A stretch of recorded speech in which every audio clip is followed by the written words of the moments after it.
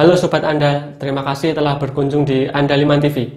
Kali ini di tajuk lolos tes, kita akan membahas lebih mendalam mengenai trik jitu mengerjakan soal-soal tes verbal.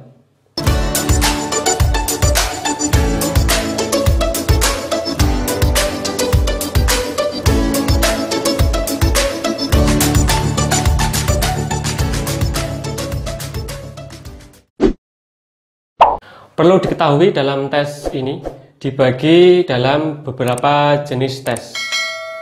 Pertama, sinonim, 2 antonim, 3 analogi, 4 pengelompokan kata, 5 pemahaman wacana. Kita masuk ke soal yang pertama mengenai sinonim. Diberikan kata keletah sama dengan titik-titik. Pilihan jawabannya A. Genit, B. Lawak, C. Kelakar, D. Bodoh, E. Pandai. Nah, triknya untuk menjawab soal seputar sinonim, kita harus memperbanyak literasi. Biasanya dalam tes itu yang sering keluar adalah istilah kata yang berasal dari karya sastra lama. Ada juga dalam tes itu soal sinonimnya atau istilahnya itu berasal dari kata serapan bahasa asing. Nah, untuk yang soal ini, keletah bersinonim dengan, nah apabila kita telaah, ini berasal dari istilah karya sastra lama yang untuk anak-anak zaman sekarang mungkin jarang menemui istilah ini. Untuk keletah ini, itu kalau kita cari dalam KBBI, itu mempunyai arti banyak tingkah, suka bertingkah, atau genit. Nah, di sini pilihan jawaban A itu sudah merupakan jawabannya, genit. Nah, untuk yang kelakar ini kan hampir mirip kata atau huruf depan dan keduanya itu dengan kelakar dan keletah. Nah, biasanya kata yang mirip dengan pertanyaannya ini merupakan jebakan. Kelakar ini berbeda arti dengan keletah. Tadi udah dijawab, keletah adalah genit. Jadi pilihan jawabannya A, genit. Kita masuk ke soal nomor 2 seputar antonim. Diberikan kata atau istilah pancakara berantonim dengan titik-titik. A. Pancawarna, B. Seragam, C. Adhikara, D. Berperang, E. Damai. Nah, untuk menjawab seputar antonim, kita triknya juga sama dengan sinonim tadi. Jadi memperbanyak literasi, terutama sastra lama, karya sastra lama, dan juga memperbanyak literasi mengenai berita-berita yang mungkin menggunakan istilah-istilah serapan bahasa asing. Oke, untuk pancakara, untuk antonimnya, ingat ya, antonim bukan sinonim. Jadi kita mencari lawan maknanya. Untuk lebih jelasnya kita cek ke KBBI. Pancakara dalam KBBI itu mempunyai arti berkelahi dan berperang. Nah, untuk yang pancawarna dan seragam tadi jelas tidak ada hubungannya.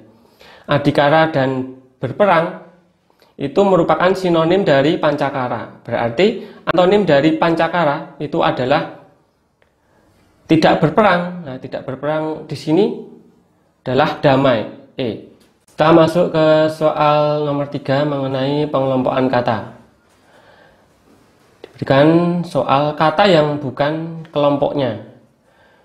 A. Bintang, B. Padi dan kapas, C. Garuda, D. Banteng, E. Pohon beringin. Nah, untuk mencermati soal-soal ini, kita perlu memperluas wawasan kita. Apakah hubungan kelima dari pilihan jawaban ini? Dan nanti kita pilih yang satu yang bukan dari kelompoknya. Nah, kalau kita cermati, bintang padi dan kapas, garuda, banteng, pohon beringin itu merupakan lambang negara Republik Indonesia, yaitu adalah Garuda atau burung Garuda. Nah, di dalamnya itu ada sila-silanya. Nah, bintang itu berarti ada dalam lambang sila pada Garuda, padi dan kapas juga, banteng, dan pohon beringin. Nah, yang nggak ada dalam pilihan jawabannya itu kan sila yang rantai, lambangnya rantai, gelang rantai. Nah, termasuk dalam kelompoknya adalah Garuda sendiri, burung Garuda sendiri yang itu tidak termasuk dalam kelompoknya. Sedangkan Garuda sendiri adalah di luar dari lambang-lambang silanya. Oke, kita masuk ke soal nomor 4 mengenai analogi. Diberikan kata pagar berbanding dengan rumah, beranalogi dengan. Nah, untuk menjawab soal analogi ini, nah, kita harus mencermati istilah pagar ini. Pagar itu sebenarnya apa? Nah, pagar adalah sesuatu yang digunakan untuk membatasi. Di sini yang dimaksud adalah mengelilingi atau menyekat, bisa pekarangan, tanah, rumah, kebun, dan sebagainya. Nah, kita lihat pilihan jawabannya. Mobil dengan garasi. Oke, garasi ini kalau kita cermati, ini adalah ruang atau tempat untuk memarkirkan sebuah mobil.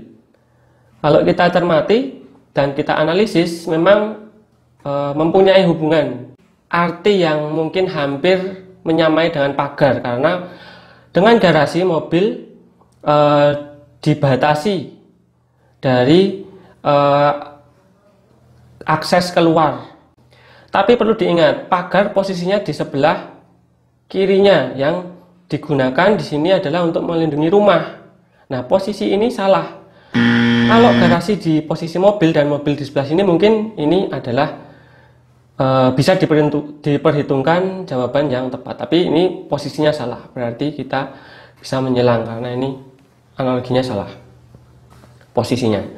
Terus yang B, gerbang dengan sekolah. Nah, kita mencermati gerbang itu adalah istilah yang digunakan untuk menutup suatu ruang, jadi atau bangunan. Jadi gerbang ini bisa dianalogikan dengan pintu. Nah, ini dengan pintu, berarti ini berlainan arti dengan pagar, tidak sebanding. Terus berikutnya, nah ini bingkai dan foto. Bingkai ini mempunyai arti, kalau kita telaah, itu adalah pembatas suatu gambar atau foto.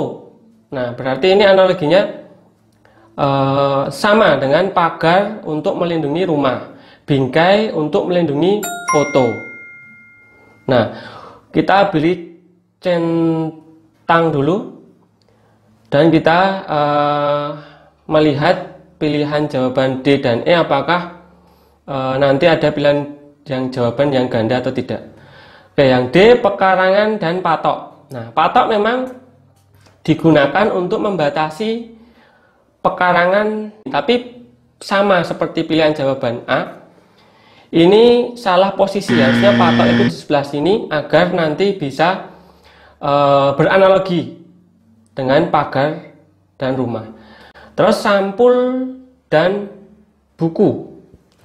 Sampul dan buku ini mempunyai arti. Sampul itu adalah benda atau sesuatu yang berguna untuk melindungi buku.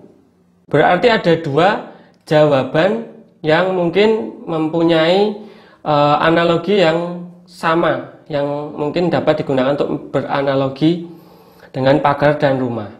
Tapi kalau kita telah lagi, bingkai itu menyekat agar pojok-pojokan dari gambar atau foto itu tidak rusak. Itu begitu juga dengan analogi pagar dengan rumah, membatasi agar misalnya dalam rumah itu mempunyai pekarangan yang mempunyai tanaman dan pohon dan lain sebagainya itu agar tidak rusak. Nah, berarti analogi dari pagar dan rumah itu bisa dipilih. Jawaban yang benar adalah pilihan jawaban C. Soal nomor 5 masih seputaran mengenai analogi. Diberikan analogi istana titik 2 raja sama dengan titik-titik dan titik-titik. Nah, kita bisa mencermati istana dulu. Istana itu mempunyai arti tempat tinggal seorang raja. Seperti ini. Di pilihan jawaban A, dapur titik 2 kecoa. Nah, dapur ini mungkin banyakkan orang kalau misalnya kurang cermat dalam menganalisis, dapur itu tempat tinggalnya kecoa. Apakah benar? Mungkin ada yang di rumahnya memang dapur tempat tinggalnya kecoa.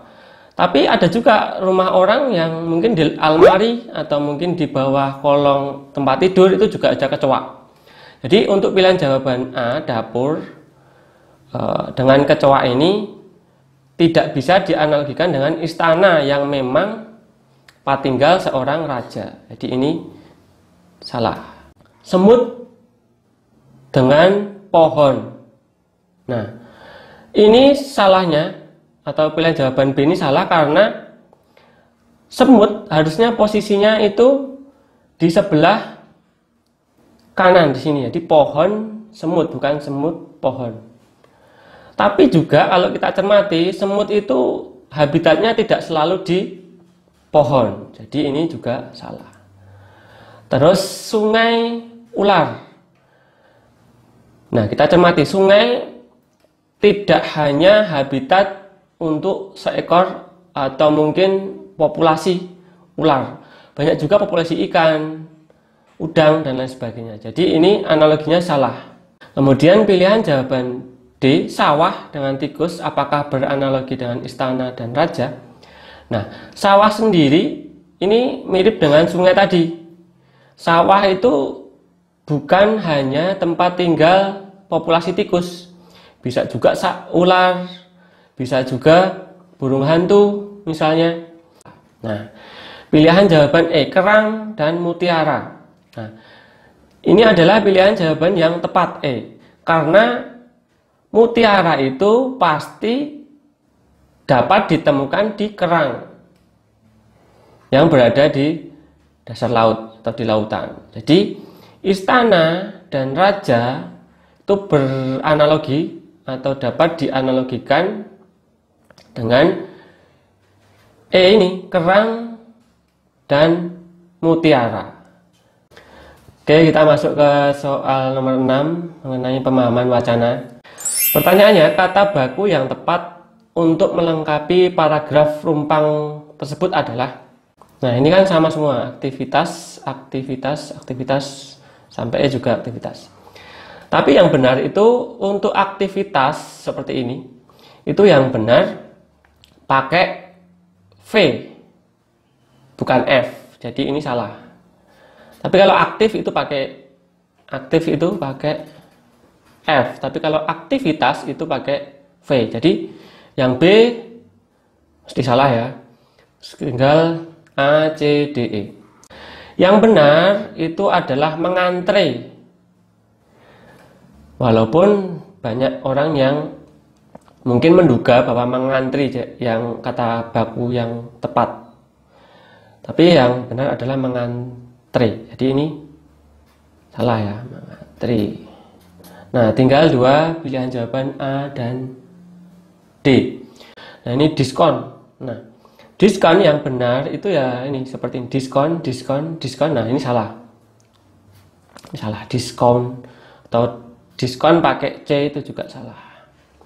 Berarti jawaban yang benar adalah pilihan jawaban A. Oke, itu tadi beberapa contoh soal serta trik jitu mengerjakan soal-soal tes verbal.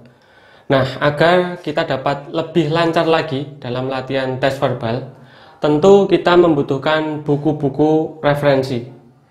Jangan khawatir, Andaliman Books punya banyak rekomendasi referensi berkualitas. Cek informasinya di akhir video ya.